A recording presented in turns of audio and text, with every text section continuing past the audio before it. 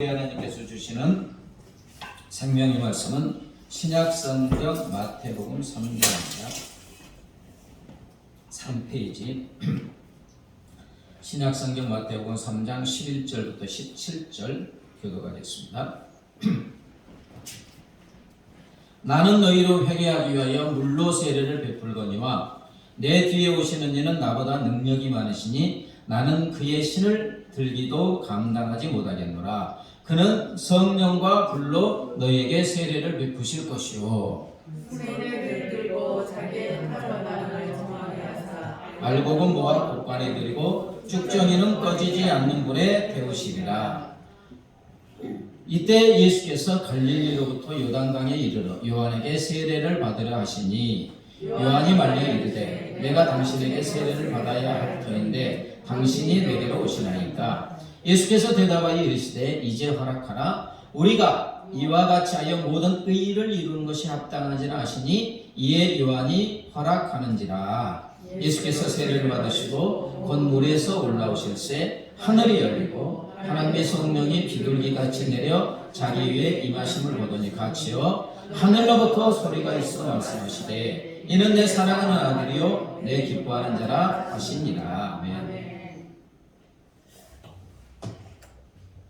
예수님 앞서서 예수님의 길을 준비하고 쫙 첩경을 만드는 곱게 하는 사명을 받은 세례 요한이 이제 유대 광야에서 회개하라 천국이 가까웠느니라 외치면서 이제 죄 용서함을 받게 하는 회개의 세례를 전파하고 있었습니다. 이에 많은 사람들이 자기들의 죄를 자복하고 요단강에서 세례를 받았어요. 이 구약 말라기부터 예수님이 올 때까지 한 400년간이 암흑의식의 침묵의식이라고 합니다. 선지자가 없었어요. 한 400년 만에 이제 세례 요한이 나타나서 이렇게 외치는 거예요. 이제 세례를 주면서 세례 요한이 또다시 중요한 외침을 합니다. 나는 여러분에게 지금 물로 세례를 베푸지만 내 뒤에 오시는 이는 나보다 능력이 많으신데 나는 그의 신발을 들고 다닐 자격도 없는 사람입니다. 이건 신발을 들거나 신발끈을 끊는 것은 종 중에서 가장 귀찮은 종이 하는 거예요. 근데 나는 그 자격도 없는 사람입니다. 이슬람 사람들을 보니까 죄사함을 회개하는 세례를 주는 세례 요한이 그러는 거예요. 내 뒤에 오시는 이는 나보다 능력이 많으시는데 나는 그분의 신발 들고 다닐 자격도 없습니다. 그러면서 그는 성령과 불로 여러분에게 세례를 베풀 것입니다. 이렇게 했어요. 그런데 그때 예수님이 갈릴리 나사렛으로부터 요단강에 이르러 요한에게 세례를 받으려고 오셨어요. 이에 깜짝 놀란 요한이 아주 쿵쿵거리면서 예수님께 말합니다. 아니 예수님, 제가 예수님께 세례를 받아야 되는데 어떻게 당신이 나에게 세례를 받으려 하십니까? 말도 안 됩니다. 이게 맞는 말이에요, 이게. 왜냐? 세례는 누가 받아요? 죄인이 받는 거예요. 세례는 죄인이 죄 씻음을 받았다는 상징으로 물세례를 받는 거예요. 죄 없는 사람은 안 받는 거예요. 근데 안 받을 사람이 하나도 없지요. 죄인이 받는 거예요. 그런데 지금 세례 요한에게 세례를 받으러 오신 예수님이 죄인입니까? 너 아니지요. 예수님은 죄가 1.1획도 없으신 거룩하신 하나님인데 어찌 죄인처럼 세례를 받을 수 있어요? 말이 안 되는 거예요. 그래서 세례 요한이 그렇게 말하는 거예요. 그런데 예수님은 이 요한의 극구 말림에도 불구하고 무엇이라 합니까? 이제 허락하라. 우리가 이와 같이 하여 모든 의를 이루는 것이 합당하니라. 무슨 뜻이냐면 예수님은 죄가 없으신 분이지만 죄인처럼 세례를 받는 것이 하나님 아버지의 뜻이고 하나님께서 원하시는 일이라는 거예요. 이제 그래 이 세례 요한은 예수님의 말씀에 순종하여 이제 예수님께 세례를 받았습니다. 세례를 받으신 예수님이 이제 물 침내에 있으니까 이게 물에서 올라오자마자 갑자기 놀라운 일이 벌어져 하늘이 쫙 열리고 어떻게 열렸는지 모르겠어요. 뭐 빛이 쫙 내려왔는지 하늘에 쫙 열리면서 누가 내려왔습니까? 하나님의 성령이 쫙 내려오는데 무엇처럼? 비둘기처럼. 그러니까 거기에서 세례를 받던 사람들이 비둘기처럼 성령이 예수님에게 임하신 것을 눈으로 보았다는 거예요. 그렇게 쫙 내려왔어요. 아멘? 네, 이렇게. 그리고 예수님이 이제 죄인이 되셔서 세례를 받으신 것을 기뻐하시는 하나님 아버지 음성이 또 하늘에서 쫙 내려오는데, 이는 내 사랑하는 아들이요 내 기뻐하는 자라. 여러분, 예수님은 물 세례를 받고 나서 동시에 무슨 세례를 받으셨습니까? 성령 세례를 받으신 거예요. 사랑하는 여러분, 그럼 죄가 전혀 없으신 예수님이 왜 죄인이 받는 세례를 받으신 것인가? 그게 궁금하지 않습니까? 예수님은 죄인인 우리를 대신하여 우리를 위해서 세례를 받으신 줄 믿습니다. 예수님이 죄인이 받는 세례를 받으신 것은 세례를 받은 때부터 스스로 무엇이 되었다? 죄인이 되신 것을 말해요. 그분은 죄가 없는데 죄인이 받는 세례를 받았다는 것은 죄인이 되신 거예요. 예수님은 죄인인 우리 대신에 스스로 죄인이 되셔서 죄값인 사망과 심판을 우리 대신 받겠다는 것을 온 천지 만물에 선포하신 줄 믿습니다. 그게 바로 그때부터 공생애가 시작되잖아요. 십자가의 죽음의 길을 가시는 거잖아요. 온 세상에 죄가 없으신 그분이 죄인처럼 세례를 받음으로 이제 내가 죄인으로 간다는 거예요. 세례를 받으신 예수님은 죄인인 우리를 구원하는 공생애를 이때부터 시작해요. 그리고 결국 어떻게 됩니까? 우리 죄를 대신 짊어지시고 십자가에 죽어주심으로 우리를 구원하여 주신 줄 믿습니다. 예수님이 우리 대신 죄인이 되심으로 죄인인 우리를 거룩한 하나님의 자녀가 되게 하여 주신 줄 믿습니다. 여러분, 원래 죄인인 우리의 결국은 어떻게 되게 돼 있어요? 12절을 볼까요? 12절, 손에 키를 들고 자기의 타작마당을 정하게 하사 알곡은 모아 곳간에 들이고 쭉정이는 꺼지지 않는 불에 태우시리라. 자, 여러분, 키질 아시죠? 젊은 사람 모르지만 옛날에 키질 이렇게 하면 알곡은 무거우니까 이쪽으로 나가고 쭉정이는 이게 날아가잖아요. 그럼 불에 태워 없어요. 그래서 쭉정이, 알곡이 없는, 이렇게. 이 말씀처럼 원래 죄인이 우리는 천국 곳간에 들어갈 알곡, 하나님의 자녀가 아니었습니다. 쭉정이였어요. 쭉정이. 쭉정이는 어떻다고 했어요? 꺼지지 않는, 영원히 꺼지지 않는 극렬한 풀무불과 같은 영원한 지옥불에서 영원히 태워져야 하는 죄인이었어요. 타서 없어지면 되는 게 아니고 없어지잖아요. 뜨겁기만 하는. 그런데 우리 주님이 죄인이 우리 대신 세례를 받으시고 죄인인 우리 대신 십자가에 죽어주심으로 우리를 죄와 사망과 지옥 심판에서 구원하여 주신 줄 믿습니다. 그래서 이제 천국 곳간에 들어갈 알고 천국의 상속자 하나님의 자녀 삼아 주신 줄 믿습니다. 주님이 세례를 받으신 이유가 이거예요. 이거. 왜 이 말씀을 드렸냐? 교회 달력에 주님이 수세주일이 오늘이에요. 자, 그럼 여기서 못 찾느냐? 예수님은 왜 또 세례를 받으셨는가? 우리에게 성령 세례, 성령의 불세례를 주시기 위함인 줄 믿습니다. 자, 11절 읽어볼까요? 시작. 나는 너희로 회개하기 위하여 물로 세례를 베풀거니와 내 뒤에 오시는 이는 나보다 능력이 많으시니 나는 그의 신을 들기도 감당하지 못하겠노라. 그는 성령과 불로 너희에게 세례를 베푸실 것이요. 자, 여러분, 세례가 무슨 뜻입니까? 씻을 세자, 예식의 자. 무엇을? 더러운 것을 씻어내는 예식. 이게 세례예요. 그래, 기독교에서 세례는 뭐냐? 죄를 씻는 것을 상징하는 예식입니다. 예식. 그런데 세례 요한이 준 것처럼 우리가 받는 물세례 여러분 받으셨죠? 침례를 받기도 하고 이렇게 물세례는 죄 씻음을 받았다는 상징입니다. 상징.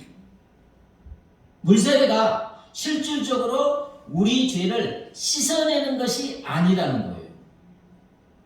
물세례를 이렇게 받았다고 우리 죄가 씻어지는 게 아니라고요.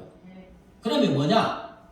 진정한 죄 씻음을 가져오는 세례는 뭐냐? 성령 세례인 줄 믿습니다. 성령의 불세례예요.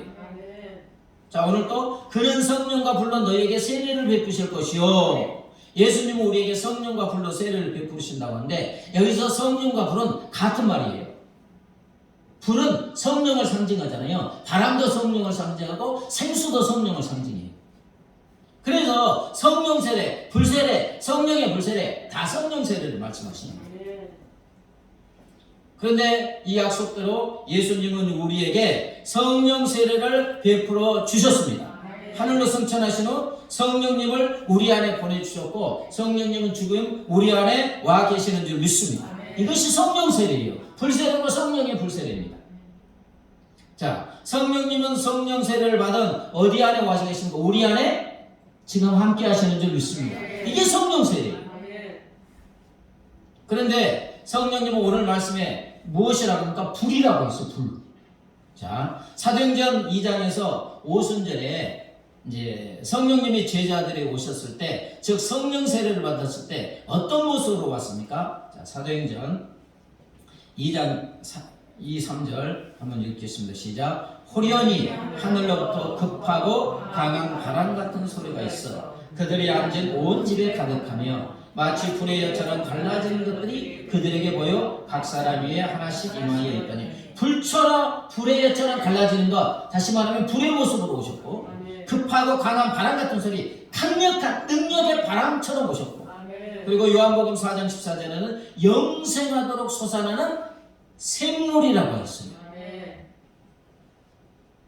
이것은 우리 안에 오신 성령의 사역의 특성을 말씀하세요. 자, 먼저 성령 세례는 우리 안에 오신 성령께서 불처럼 우리의 영혼력의 죄를 태워 없애버리시는 줄 믿습니다. 성령님만이 하실 수 있어요. 또 폭풍 같은 성령이라고 했잖아요. 폭풍 같은 성령에서 우리의 모든 죄를 태워 없앤 죄를 완전히 날려버리시는 줄 믿습니다. 보이지 않게 날려버리시고 영생하도록 솟아나는 생수이신 성령께서 우리의 영혼에게 모든 더러운 죄를 깨끗하게 씻어내 주시는 줄 믿습니다. 그러니까 성령 세례 받은 성령이 우리 안에 오셨는데 그 성령은 불처럼 우리의 죄를 태우시고 바람처럼 날리시고 물처럼 깨끗하게 씻어내 주신 줄 믿습니다. 이것을 상징하는 것이 이제 물세례라는 거예요. 물세례는 성령 세례는 안 보이잖아요. 그렇잖아요. 예수를 믿어서 이제 이렇게 됐으니까 그것을 공식적으로 교회 앞에서 물세례, 예수를 믿어서 내가 죄 씻음을 받았다, 이것을 공식적으로 선언하는 거예요. 성령 세례 받은 거. 자, 이렇게 하여 우리를 이제 어떻게 되십니까? 요한복음 3장 5절 같이 읽겠습니다. 시작. 예수께서 대답하시되 진실로 진실로 네게 이르노니 사람이 물과 성령으로 나지 아니하면 하나님 나라에 들어갈 수 없느니라. 아멘. 성령 세례로 우리 안에 계신 성령께서 우리를 하나님의 자녀로 태어나게 하셔서 하나님의 알고 되게 하셔서 하나님 나라 우리의 본향 천국에 들어가게 하시는 줄 믿습니다. 그래서 우리 주님과 함께 영생 복락 누리면서 살게 되는 것입니다. 이것이 성령의 역사인 줄 믿습니다. 그러므로 여러분, 성령 세례는 마르지 않고 솟아나는 샘물, 생수와 같다고 할 수 있어요. 오염되어 썩은 샘물이 있습니다. 지하수가 더 이상 솟아나지 않아서 썩은 물이 된 거예요. 그런데 어느 날부터 다시 지하에서 콸콸콸콸 물이 솟아나기 시작합니다. 그러자 다시 솟아나는 생수가 썩은 물을 다 밀어내고 깨끗한 생수가 되게 하죠. 여러분, 이처럼 성령 세례라는 것은 성령님이 우리 안에서 영원토록 끊임없이 솟아나는 생수가 되어 우리 영혼을 씻어내 주시는 줄 믿습니다. 그리고 우리의 영혼을 시원하게 하고 생기가 차고 넘치게 하고 활력이 불끈불끈 솟아나게 하여 주시는 줄 믿습니다. 이게 성령 세례 받아서 우리 안에 오신 성령의 역사예요. 중동의 이제 산유국들은 그 지하수에 염분, 소금기와 석회분이 많아서 그대로 식수를 사용할 수 없는 경우가 많대요. 그래서 이 소금기나 석회분이 없는 마실 수 있는 물을 만드는 공장, 담수화 공장을 많이 만든다고 그래요. 어떻게 만드느냐? 자, 이렇게 큰 수도 간에 그 소금기가 있고 석회분이 있는 물이 흐르잖아요. 그러면 그 큰 물이 흐르는 가운데 화덕같이 뜨거운 불이 흐르는 작은 철관이 가운데 쫙 지나가게 하고, 그러면 수도 간의 물이 어떻게 돼요? 뜨겁게 되어서 물이 증발하게 되는데, 물을 더욱 증발시키기 위해서 또 한쪽에서 강한 바람을 불어치는 거예요. 그러면 이렇게 증발된 서정기를 냉각하여 증류수를 만들고, 여기에 약품을 가미하여 식수로 쓴다는 것입니다.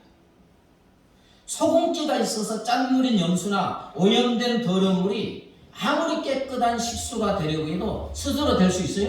없어요. 완전히 화학적으로 섞여 있으니까 안 되는 거예요. 뜨거운 불, 강한 바람에 의해서 증류수가 되어서 깨끗한 물이 되는 거예요. 이처럼 여러분, 죄로 더러워진 우리 인간의 영혼은 불같은 뜨거운 성령의 열과 강력한 바람 같은 성령님을 통해서만 죄로부터 분리되는 줄 믿습니다. 성령의 역사가 없이는 우리의 영혼이 도저히 죄에서 노임받을 수가 없어요. 고린도전서에 성령이 아니면 누구든지 예수를 주시라 할 수 없다, 믿을 수 없다, 깨끗하게 될 수 없다, 이렇게 말씀하셨어요. 그래서 우리 주님 우리에게 성령 세례를 베풀어 주셨고, 우리 안에 오신 성령님은 우리 죄를 지금도 깨끗하게 하여 주고 계시는 줄 믿습니다. 구원받은 자녀지만 우리가 또 자범죄를 범하잖아요. 그때마다 내 안에 계신 성령께서 깨닫게 하시고 씻겨 주시는 줄 믿습니다. 자, 사도행전 2장 38절 41절을 볼까요? 읽겠습니다. 베드로가 가로되 너희가 회개하여 각각 예수 그리스도의 이름으로 세례를 받고 죄 사함을 받으라. 그리하면 성령을 선물로 받으리니, 그 말을 받은 사람들은 세례를 받음에 3,000이나 더하더라. 오순절 제자들에게 성령 세례를 주신 주님은 성령 세례 받은 제자들이 이제 말씀을 선포하니까 3,000명이나 되는 사람들이 동시에 세례를 받고 충만하게 된 줄 믿습니다. 약속대로. 자, 그럼 여러분은 성령 세례 받으셨습니까? 네, 이 정확해야 돼요. 자, 이제 제가 질문은 언제 받으셨습니까? 어떻게 받으셨습니까? 이제 침례교회 구원파의 질문이에요. 정확한 날짜 모르면 안 받았대요. 자, 정확한 날짜 아시는 거. 어떤 분은 기도를 하면서 막 기도하니까 막 불처럼 뜨겁게 임해서 그때 받았다. 근데 제가 볼 때는 그때 받은 게 아니고 그 전에 이미 자기도 모르게 받았어요. 근데 그때 찾아가면서 이제 성령이 역사해서 뜨거워지고 충만해진 거예요. 물론 또 그때 받을 수도 있어요. 여러분, 자녀는 자기가 어떻게 태어난 것인지, 언제 태어나는 것인지 압니까, 모릅니까? 아니, 스스로. 아니, 꼭 의식도 잘 이게 분별하지 못한 아이가 태어났는데 자기가 어느 병에서 어떻게 태어난 거 알아요. 단지 태어나서 엄마 아빠와 함께 살면서 엄마 아빠의 사랑을 받는 것을 경험하면서 또 엄마 아빠의 말을 통하여 내가 이 엄마 아빠의 자녀고, 엄마 아빠 말하면 내 생일이 이거고 어느 병부터 태어났다 알게 되는 거예요. 성령님이 우리 안에 오시는 성령 세례도 마찬가지라는 거예요. 예수님이 니고데모에게 바람이 어디서 불며 어디로 가는지 모르지만 성령의 역사도 그런다고 하잖아요. 성령님이 언제 우리 안에 오셨는지, 언제 어떻게 성령 세례 받았는지 우리는 그 정확한 날짜 모른다는 거예요. 단지 신앙생활하면서 하나님의 사랑을 경험하고 하나님 아버지를 만나고 기도하는데 응답받고 주님이라고 부르고, 그래서 내가 하나님의 자녀구나, 성령님이 지금 나와 함께하구나, 내가 성령 세례 받았구나 느끼게 되는 줄 믿습니다. 자, 질문. 여러분, 성령 세례 받았습니까? 네, 아멘으로 하셔야 돼요. 아멘. 성령님이 우리 안에, 내 안에 와 계시는 줄 믿습니다. 여러분, 그렇지 아니하면 여기 나올 수 없어요. 아니, 그 캠프 가고 뭐 가면 세상 쪽으로 얼마나 재밌어요. 이 주일날 직장인들 열심히 일하고 주일날 쉬는 날 여기 와서 예배 안 드려요. 성령이 우리에게 예배 드리도록 하여 주시는 줄 믿습니다. 그리고 우리가 지금까지 신앙생활을 하고 신앙생활을 계속 유지하는 것도 성령 세례 받아서 우리 안에 계신 성령님께서 지금까지 붙잡아 주신 결과인 줄 믿습니다. 네. 이거 정확하게 하셔야 돼요. 근데 많은 분들이 막 기도를 가서 불러 막 방언도 못하고 막 뜨거운 경험이 없어서 나는 안 받았다고 생각하는데, 그럼 어떻게 신앙생활을 재밌겠어요? 내 안에 성령님이 와 계신다. 지금 나와 함께한다. 그래야지 성령과 교제하고 기도하고 성령의 힘을 받아서 능력 있는 삶을 사는데, 내 안에 성령이 와 계신지도 모르고 확신이 없으면 능력 있는 삶을 살지 못하는 거예요. 그럼 성령님이 우리 안에 오신 성령 세례로 우리의 삶은 어떤 삶이 되겠습니까? 우리 안에 와 계신 성령께서 우리와 영원히 지금 함께 하시면서 우리의 삶의 주인이 되셔서 우리의 삶을 다스려주고 계시는 줄 믿습니다. 성령께서 우리의 삶을 인도하시고 보호하시고 온갖 좋은 은사, 성령의 권사와 능력을 기름부터 부어주셔서 능력 있는 삶을 살게 하여 주시는 줄 믿습니다. 이사야 32장 15절 볼까요? 같이 읽겠습니다. 마침내 위에서부터 영을 우리에게 부어주시리니 광야가 아름다운 밭이 되며 아름다운 밭을 숲으로 여기게 되리라. 위에서 오신 성령님은 우리의 삶이 광야 같은 삶이라 할지라도 아름다운 밭과 아름다운 숲과 같은 삶이 되게 하여 주시는 줄 믿습니다. 사막과 같은 우리 삶일지라도 기름진 밭과 같은 삶으로 우거진 푸른 숲과 같은 풍성한 삶이 되게 하여 주시는 줄 믿습니다. 설령 한때 항무지와 같은 삶이라 할지라도 다시 비옥한 삶으로 풍성한 열매 맺는 삶이 되게 하여 주시는 줄 믿습니다. 이것이 우리 안에 오신 성령의 역사예요. 또 사도행전 1장 8절은 암송하죠. 한번 그래도 읽겠습니다. 오직 성령이 너희에게 임하시며 너희가 권능을 받고 예루살렘과 온 유대와 사마리아 땅끝까지 이르러 내리라 하시니라. 우리 안에 오신 성령은 권능, 권세와 능력을 주셔서 우리로 예수의 향기가 되고 예수의 편지가 되고 땅끝까지 이르러 증인이 되게 하여 주시는 줄 믿습니다. 어떤 분은 나 땅끝까지 가서 선교사 안 했는데, 그게 아니고 기도하면 땅끝까지 가는 줄 믿습니다. 선교사는 나가는 선교사가 있고 보내는 선교사가 있어요. 직접 나가서 현지에서 뛰는 선교사, 근데 그분의 능력으로 하는 게 아니에요. 보내는 교회에서 기도로 지원해 줘야 되는 줄 믿습니다. 그 선교사를 위해서, 레바논을 위해서 이렇게 우리가 협력하는 선교사, 세계 선교사를 위해 기도하면 그것이 선교인 줄 믿습니다. 그게 강력한 거예요. 땅끝까지 이르는 선교. 자, 오순절날 사도 베드로는 성령 세례를 받아서 성령으로 충만했어요. 사도행전 1번 초반부는 베드로를 통해서 성령이 어떻게 역사했는지를 보여줘요. 자, 베드로가 뛰어난 학자입니까? 갈릴리 어부예요. 별로 배우지도 못했고 지도력이 뛰어난 것도 아니고 다혈질이잖아요. 다혈질. 그리고 사역훈련도 제대로 받은 것도 아니고. 그러나 사도행전을 보면 그런 그가 성령 세례로 성령으로 충만함을 받자 사도행전 초두에 40년간 나면서부터 걷지 않는 안진뱅이를 나사렛 예수 그리스도 이름으로 걸어라. 그러니까 그냥 펄쩍 일어나서 걷고 뛰고 하나님을 찬양했는데, 그 사람이 거의 40년간 성전 미문에서 앉아서 구걸했던 사람이니까 예루살렘 전체에 퍼졌어요. 그리고 예루살렘에 모인 거대한 군중들 앞에서 쫙 성령의 인도함 따라 말씀을 선포하니까 3,000명이나 되는 사람들이 그의 마음에 찔리고 성령 세례 받은 줄 믿습니다. 그때부터 교회가 시작됐고 마침내 로마 제국 전체를 뒤집어 놓게 된 줄 믿습니다. 여러분, 그래요.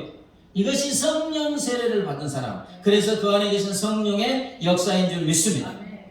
성령 세례로 우리 안에 오신 성령님은 지극히 평범한 사람도 위대한 사람으로 만들어주시는 줄 믿습니다. 이름 없는 고기 잡는 사람일지라도 천하보다 기단, 사람을 낳는 어부가 되게 하여 주시는 줄 믿습니다. 위대한 모든 사람들 자기 힘과 능력으로 하는 거 아니에요.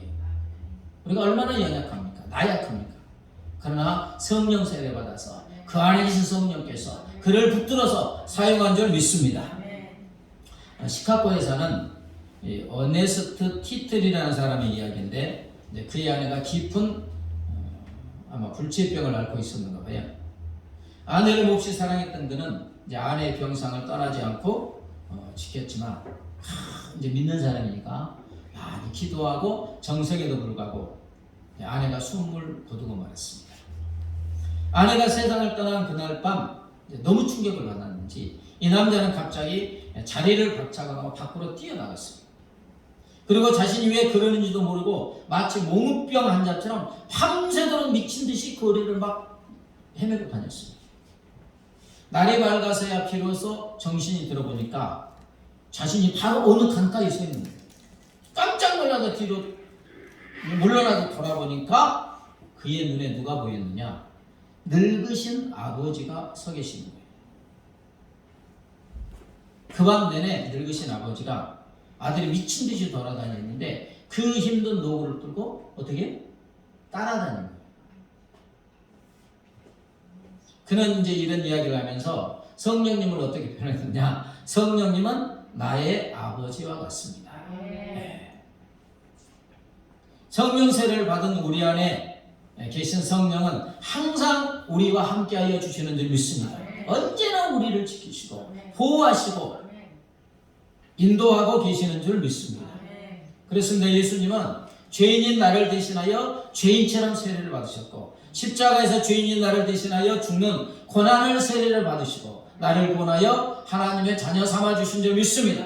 그리고 지금 성령님이 우리 안에 함께 하시는 성령 세례를 베풀어 주시고 성령으로 계속 충만하게 하시고 능력 있는 삶을 살게 하여 주시는 줄 믿습니다. 그러므로 사랑하는 여러분, 이제 우리는 어떤 삶을 살아야 됩니까?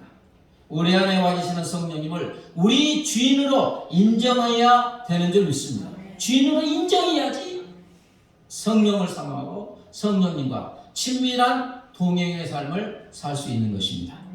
갈라디아서 5장 16절과 25절을 볼까요? 내가 이르노니 너희는 성령을 따라 행하라. 그리하면 육체의 욕심을 이루지 아니하리라. 만일 우리가 성령으로 살면 또한 성령으로 행할지니 어떻게 하라고요? 성령을 따라 행하라. 성령님이 이끄시는 대로 살라. 25절에 만일 우리가 성령으로 살면, 이게 해석이 잘 안 돼요. 성령을 따라 살면 이런 말인 줄 알았는데 그게 아니고, 이제 우리가 성령 세례로 성령의 역사로 새 생명, 영원한 생명, 하나님의 자녀가 되는 생명을 얻었으니, 그 성령으로 영원한 생명을 얻어 살고 있으니 성령의 지도를 따라 모든 일을 행하라 하시는 줄 믿습니다. 제가 커피 믹스도 좋아하는데 맛있어요. 향기도 좋고. 그래서 식구의 은은한 향이 나는 커피 한 잔을 마시기 위해서 커피 버튼에 물을 붓고 이제 온 버튼을 눌렀어요. 물이 끓기를 기다리는데 끓을 시간이 됐는데 끓지 않는 거예요. 그래서 가봤더니 왜 물이 끓지 않지 보니까 무엇을 안 꽂았어요? 벽에 콘센트에 전기 코드를 꽂아야 되는데 꽂아진 줄 알고 안 꽂은 거예요. 그렇습니다, 여러분. 우리의 삶이 열정과 뜨거움과 활력이 없는 것은 권세와 능력과 에너지를 주시기 위해서 와 계시는 성령님과 연결되어 있지 않기 때문입니다. 그래서 위대한 부흥사 빌리 그레함은 내게서 성령의 능력이 떠나가면 나는 진흙 한 덩이에 불과하다. 성령이 떠나면 뭐라고요? 진흙 한 덩이. 우리에게서 성령의 능력이 떠나면, 다시 말하면 성령님과 교제하지 않고 성령님과 연결되어 있지 않으면 진흙 한 덩이에 불과하다. 아니, 사람이 진흙 한 덩이에 넣으면 아무것도 아닌 거잖아요. 아무런 능력이 없고 하나님의 자녀다운 삶을 살 수 없다는 거예요. 어느 한 노인 수도사가 이제 젊은 사업가가 왔길래 이렇게 말했습니다. 물고기가 물을 떠나서 마른 땅에서는 죽듯이 자네도 세상에 뒤엉키면 파멸케 되네. 고기는 물로 돌아가야 하고 자네는 성령께로 돌아가야만 하네. 이렇게 말하자 그러자 사업가가 아주 얼굴이 아연 실색하면서 말했습니다. 잘못 알아들은 거죠. 아니, 그럼 내가 사업을 통해 성취한 이 모든 것을 포기하고 수도사니까 수도원으로 들어가길 바란단 말이요. 이제 이랬어요. 그러자 그 노인 수도사가 말합니다. 내가 한 말의 뜻은 사업은 그대로 하고 있대. 자네의 마음을 성령께로 향하게 하고 성령의 지배를 받아야 한다는 말이다. 아멘.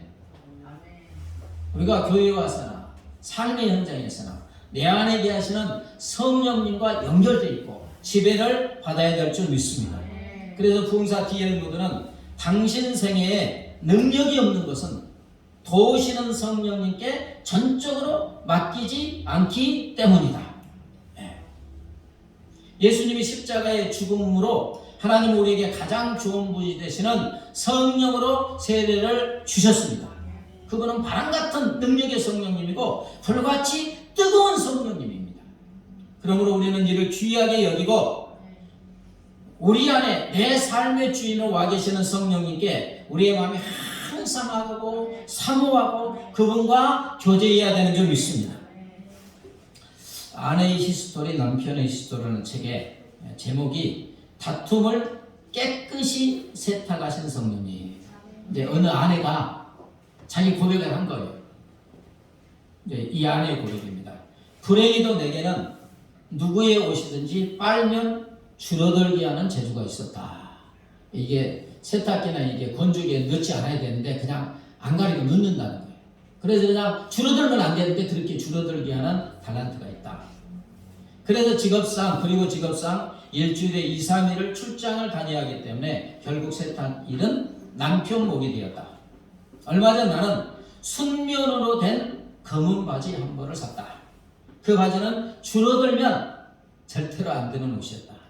줄어들면 못 입으니까. 나는 아무도 집에 없고 다른 빨랫감이 없는 날 그 면바지를 세탁기에 넣었다. 그리고 잠깐 일을 보러 나갔다. 바지는 탈수하지 않고 집에 돌아온 즉시 건조대에 널어서 말릴 생각이었다. 건조기가 아니고 이렇게 널려서. 그런데 1시간 후 귀가했을 때 건조기가 돌아가는 소리를 듣고 깜짝 놀랐다. 어느새 남편이 집에 들어와 있었고 검은 면바지는 이미 똘똘 말려 건조기 안에서 돌아가고 있었다. 확 줄어드는 거죠. 그러면서 나는 지금까지 가족들의 옷을 여러 번 그렇게 해서 줄여놓았다. 반면 남편은 그 많은 빨래들을 기꺼이 잘해왔다. 여기서 내가 남편에게 이 문제를 시비를 건다면 21년 동안이나 남편이 빨래했는가 봐요. 지난 21년 동안 서로가 저지른 세탁 실수를 다 들이대면서 비난하는 큰 싸움으로 번질 것 같았다. 문득 지난주일 예배 시간에 들은 설교가 생각났다. 갈라디아서 5장 22절을 들었는가 봐요. 오직 성령의 열매는 사랑과 희락과 화평과 오래 참음과 자비와 양성과 충성과 온유와 절제니. 이 생각나니까 이제 나는 남편에게 말했다. 괜찮아요 여보. 자기 마음은 그게 아닌데 이제 괜찮아요. 이 말 한마디를 한 순간 서로 격렬하게 한판 붙어보려고 머릿속에 준비한 모든 비난거리가 갑자기 싹 씻겨버렸다. 내가 남편의 불완전함과 잘못에 부닥쳤을 때 성령의 열매를 묵상하자 성령께서 나의 본성을 뛰어넘는 온유함으로 반응하게 하였다. 그러므로써 우리 두 사람 사이에 다툼이 일어나지 않았던 것이다. 여러분 그렇습니다. 뭐 거대한 게 아니에요. 이처럼 삶의 매 순간순간 좋을 때나 나쁠 때나 잠시 우리의 감정과 생각을 멈추고 우리 안에 계신 성령님을 생각하고 성령님께 기도하고 대화한다면 우리의 삶은 성령의 열매를 주렁주렁 맺는 아름답고 행복한 삶이 될 줄 믿습니다. 그래서 중세의 위대한 신학자 어거스틴은 이렇게 말했어요. 영혼이 육체의 생명인 것처럼 성령은 영혼의 생명이다. 영혼이 육체를 떠나면 죽는 것처럼 성령이 영혼을 떠나면 멸망하게 된다. 여러분 자, 우리의 육체의 생명이 뭐예요? 우리의 영혼이잖아요. 아닙니까? 우리의 육체의 생명은 영혼이에요. 그리고 우리 깊은 곳의 영혼의 생명은 성령님이신 줄 믿습니다. 그래서 영혼이 우리 육체를 떠나면 우리가 죽는 거예요. 죽는 것은 우리의 영혼이 육체를 떠난 거예요.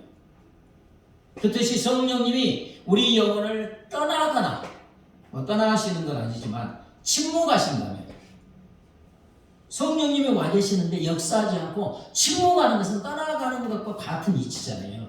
떠나가시는 것은 아닌데 침묵하신다면 우리는 죽은 자나 마찬가지의 삶을 살 수밖에 없다. 능력 있는 삶을 살 수 없다는 거예요. 그러므로 우리는 성령 충만한 삶을 살아야 할 줄 믿습니다. 어떻게 하면 됩니까? 지난주에 말씀은 기도에서요, 그죠? 기도하면, 구하면 무엇을 준다고 했습니까? 좋은 것. 근데 좋은 것 중에 좋은 분이 되시는 성령으로 충만하게 하여 주시는 줄 믿습니다. 기도하면 가장 먼저 큰 은혜가 성령으로 충만하는 거예요. 또한 성령님은 이 말씀의 저자입니다. 그리고 성령님은 말씀으로 역사하시는 줄 믿습니다. 그러니까 하나님의 말씀 성령을 눈으로도 보고 입으로도 읽고 귀로도 듣고 마음으로 깊이 묵상하고 또 주일 말씀을 묵상하여 내 삶이 되게 하도록 하는 것입니다. 더하여서 나는 한 덩이 진흙 것 같다. 원래 흙으로 만들어졌습니다. 그죠? 저 별나라까지 가지만 어쩐 때는 바늘 하나에 그냥 아프다고 죽는다고 소리치잖아요. 진흙 한 덩이에 불과하다. 이렇게 연약한 우리 자신이 아닌 성령의 능력에 전적으로 의지하고 성령을 사모하고 친구처럼 친밀하게 대화하고 교제해야 될 줄 믿습니다. 이게 이제 성령으로 충만하는 거예요. 자꾸 성령님을 사모하고 내 안에 거하시니까 기도하면서 성령님, 말씀 보면서 성령님, 내 안에 계신 성령님 자꾸 교제할 때 우리 안에 계신 성령께서 내 삶의 주인이 되시고 능력을 주시고 그래서 힘찬 활기찬 삶을 살게 하여 주실 줄 믿습니다. 성령 받으라 찬양하신 후에 성령 충만을 위해서 말씀을 붙잡고 기도합니다.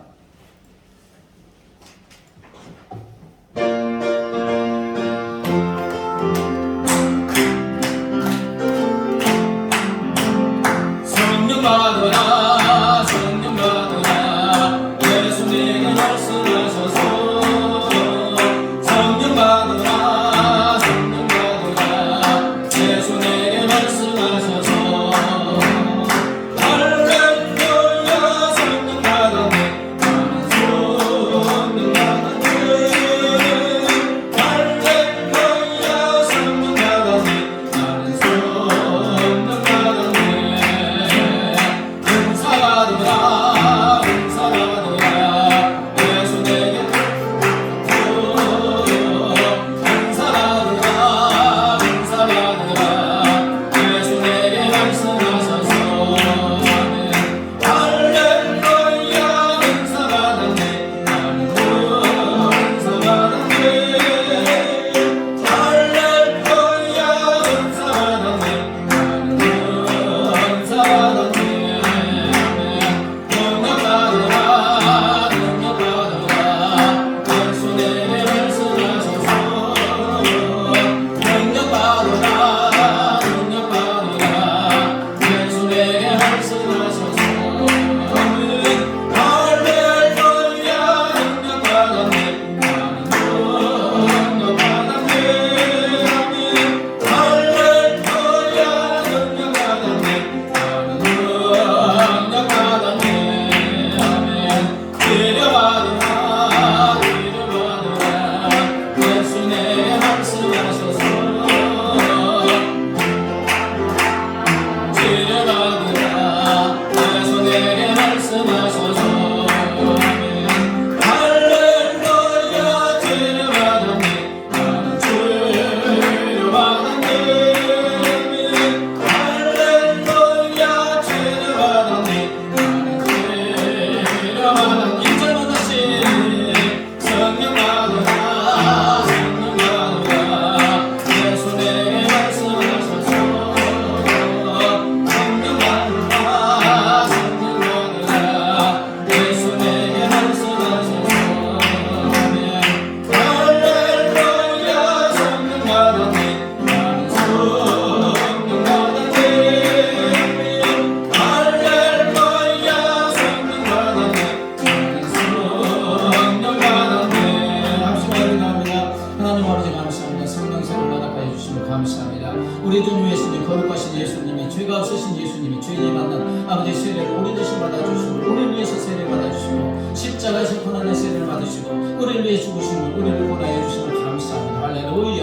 또한 우리에게 성령 세례를 베풀어 주셔서 주셔서 성령님 영원히 우리와 함께 해주심을 감사합니다. 할렐루야. 성령의 권능과 능력으로 무장하고 아버지 성령을 사모하며 성령과 동행하는 복된 삶을 살아갈 수 있도록 우리 하나님 우리에게 은혜를 다하여 주시옵소서. 죄 없으신 우리 주 예수 그리스도께서 죄인인 나를 대신하여 세례를 받으시고 십자가에 죽어주신 고난의 세례를 받아주시고 구원하여 주심을 감사합니다. 더하여 성령 세례를 베풀어 주시고 성령님 지금 우리 안에 함께 하시고 우리에게 주시고 능력을 허락하여 주셔서 능력 있는 삶을 살게 하여 주시는 줄 믿습니다. 오직 내 안에 지금 영원히 함께 하시는 성령 하나님을 사모하고 성령 하나님과 친밀한 교제 속에서 친구처럼 살아가는 성령 충만한 성령의 열매를 맺는 우리의 삶이 되게 하여 주시옵소서. 감사하며 예수님의 이름으로 기도드리옵나이다. 아멘. 이제는 길이요 진리요 생명 되신 우리 주 예수 그리스도의 은혜와 하나님 아버지의 무한 광대하신 사랑과 영원히 우리 함께 사는 성령 하나님의 교통하심과 인도하심과 보호하심이 내 안에 계시는 성령 하나님을 사모하고 성령과 친구처럼 지내며 성령의 능력으로 능력 있는 삶, 하나님께 영광 돌리는 삶을 살기로 결심하는 우리 모두 위에 이제부터 영원까지 함께 하시기를 간절히 축원하옵나이다.